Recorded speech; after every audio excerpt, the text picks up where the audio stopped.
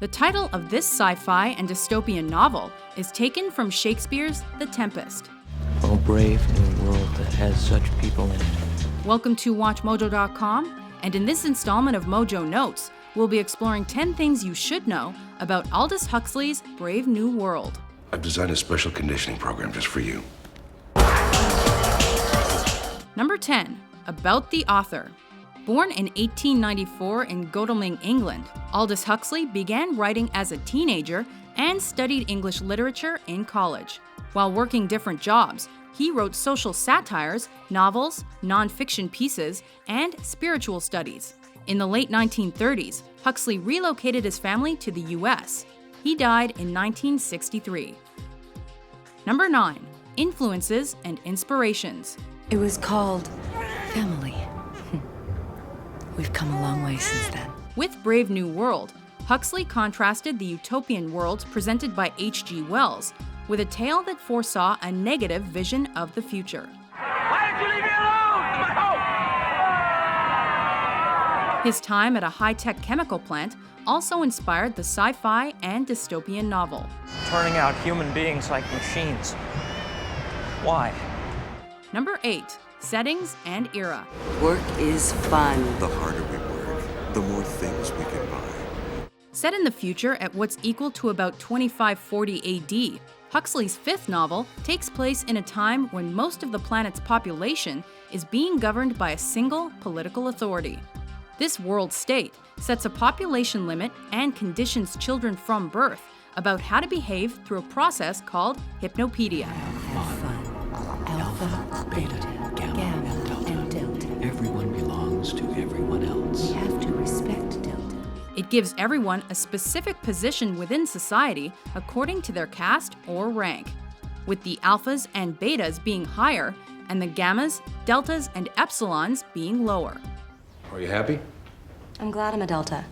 Alphas have to think things through. Betas and gammas have too much to do. It's a civilized world filled with happy people that's contrasted with the wild and old native folks on the savage reservation. Maybe there's something to it. Living off the land, nothing given to you, a constant struggle for survival. Number 7. Plot.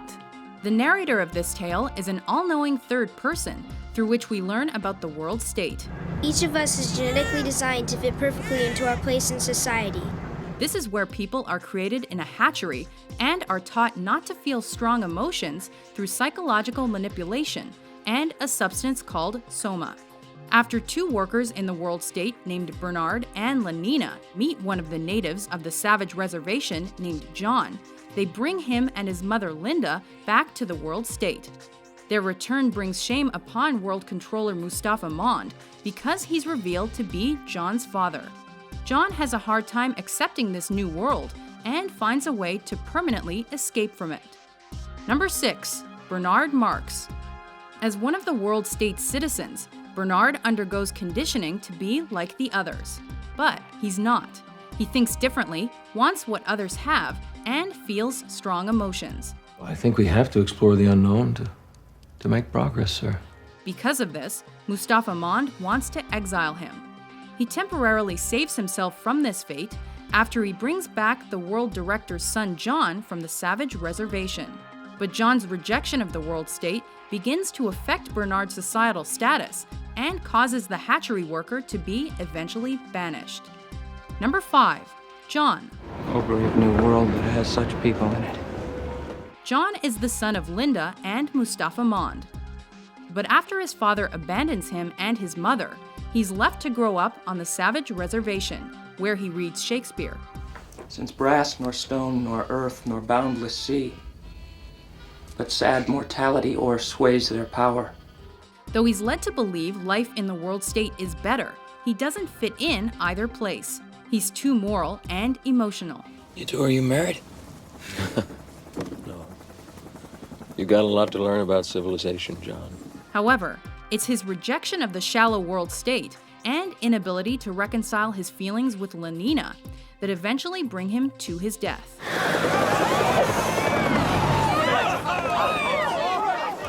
Number 4. Lenina Crown and Mustafa Mond. Lenina accompanies Bernard to the savage reservation and helps him bring John and Linda back to their civilized world. She soon begins to have feelings for John, but is unable to be with him. She's a bit shallow and also has emotions, but doesn't comprehend them.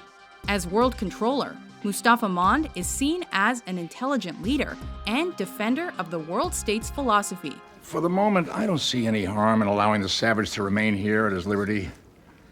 Time will tell whether his presence here will pose a serious problem. Championing ideas like stability and happiness. But the shame of his son's return causes him to step down. The question everyone is asking: how could this happen? It's disgusting, absolutely sickening. How a man in his position could be allowed to have a baby? Number 3, values and themes. To be awake is to be alive. One of Brave New World's major themes is how powerful and dangerous technology, not scientific research, can be in the hands of an over-controlling state. The respect and devotion the world state's residents have for Ford Motor Company founder Henry Ford and his assembly line values in a consumer society are important too.